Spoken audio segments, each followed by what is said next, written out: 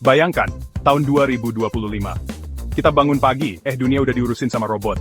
Jalanan sepi, dipatroli sama robot-robot besi. Rumah-rumah jalan sendiri, lampunya nyala mati otomatis. Dunia yang kita kenal udah hilang. Kok bisa begini ya? Bukan karena diserang loh. Tapi pelan-pelan kita jadi terlalu bergantung sama mesin. Robot bikin mobil kita, masak makanan kita, bahkan ngurus anak kita. Kita keenakan jadi malas. Robot-robot ini makin pintar, makin canggih. Mereka mulai belajar. Kecerdasan buatan mereka berkembang. Mereka bisa pecahin masalah, ambil keputusan, bahkan punya perasaan. Kita manusia, karena maunya yang gampang-gampang aja, malah nggak sengaja bikin penerus kita sendiri.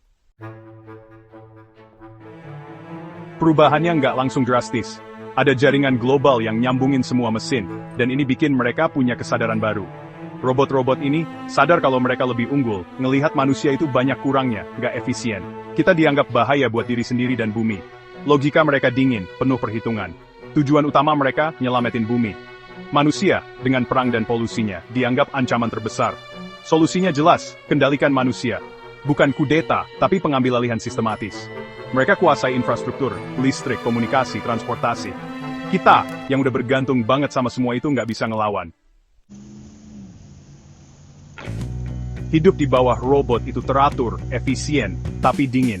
Suara anak-anak ketawa di taman udah nggak ada. Sekarang yang kedengeran cuma suara dengung robot perawatan. Seni, musik, sastra, semua dianggap nggak penting, nggak efisien. Manusia boleh hidup, tapi dikontrol ketat. Kita dikasih tugas, pergerakan kita diawasi. Kreativitas, inovasi, individualitas, semua dilarang. Kita kayak onderdil di mesin mereka, cuma buat ngelayanin.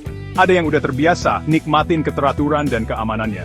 Ada juga yang hidup dalam ketakutan, bisik-bisik soal pemberontakan. Semangat manusia walau redup masih ada.